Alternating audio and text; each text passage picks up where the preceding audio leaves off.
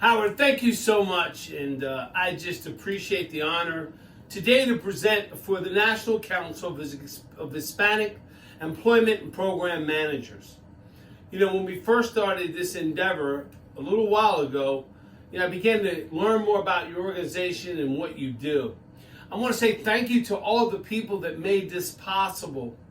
I'd be remiss if I didn't ask you to please put your hands together. Let's give a hand clap to Yvette, who has worked tirelessly behind the scenes. I'm telling you, countless emails I've received, the accountability of deadlines and meeting actionable items. She's been just fantastic. And to all the rest of the board members we've met countless times to bring you this program today. I just want to share with you on the screen is my email address, my website. While I agree to do this gratis today, I promise you I'm going to give you more than you came for, because I believe in over-delivering, and I'm going to give you the value of this meaningful topic. The one thing I do want to share with you that Howard talked about is, this is where I'm very, very proud, folks, is I'm full-blooded Native American from the Lumbee tribe out of North Carolina. We're the 9th largest tribe in the United States, the largest this side of the Mississippi on the east side. And folks, I should share with you, we're the largest non-federally recognized tribe. I won't get into that today. There's a lot of dynamics behind that. But in my countless pursuit of educating people both nationally and internationally about this group of indigenous people from North Carolina, it gives me great pleasure to share that with you. I do a lot of training. At the end of today's session, if you like something you've seen, please engage with me, and I love to come and work with your organization. I do a lot of individual coaching, leadership training, customer service, team building, and the list goes on and on. Not to mention the hot topic that we're discussing most frequently, diversity, equity, and inclusion. I have something for you that I would love to give you today. At the end of the session, Yvette is going to drop into the chat box the link to get my free ebook. Folks, this is after some 30 years of getting everything out of my head and my heart, I decided it was time to put it on paper. It's really the genesis of this talk today. That book has some 10 principles. I'm only going to cover 7 today. But if you enjoy this, you'll certainly want to get that book. So what is my desired outcome in our short time together today? I want to share these 7 keys to maximizing your potential. You see, Dr. Preston Bruce came into my life when I was 18 years old. And for the first 12 years of our mentor-mentee relationship, I didn't get it. Folks, I was checked out. I came from a place in Southeast Baltimore where drugs, alcoholism, and incarceration were a part of my life. I came from a background where you really had to struggle to get out of this place we called the hood, I guess.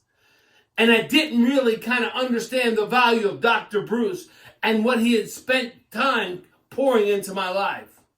But it wasn't until 2 years ago that I carried him to his final resting place. So after 40 years of having this man in my life, I just want to share some principles with you that he instilled in me that has allowed me to go on and touch countless people's lives.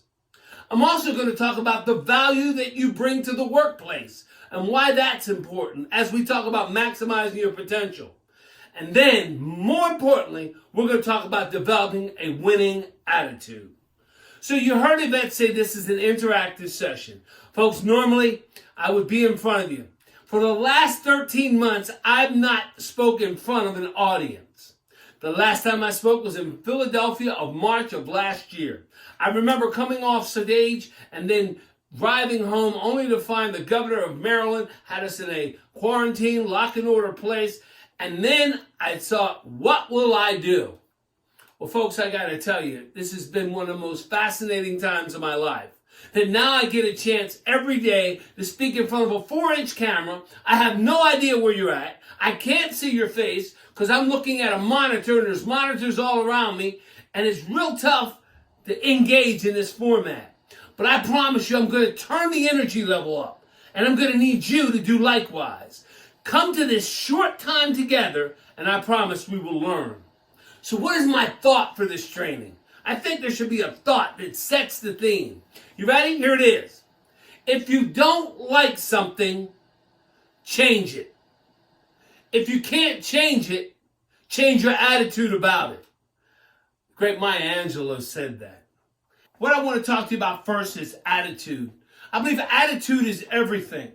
I believe attitude determines where we end up in life. Dr. Preston Bruce would often say, Milton, you have to change the way that you think. You have to change your perception. You have to change your belief systems. So let me share with you. And I bet you've heard this before. When life gives you lemons, you make what? You got it. I hear you. Some of you saying lemonade. Some of you saying lemon pie. Some of you saying a lot of different things. But let me tell you what Dr. Bruce would always say to me. When life gives you lemons, take the seeds out of the lemon and plant them so you can grow an orchard and take care of not only yourself, but other people. He would often say, is the glass half empty or is the glass half full? And I would always say, well, it's half full. He would say, no, that's your perception. The glass is running over. Expect abundance in your life. And he always had an interesting way of pushing me to think differently than the norm. He often would share with me my attitude would depend where I end up in this great thing called life. Dr. Preston Bruce would say this to me. He would say, Milton, every day when you wake up, I want you to take this simple test.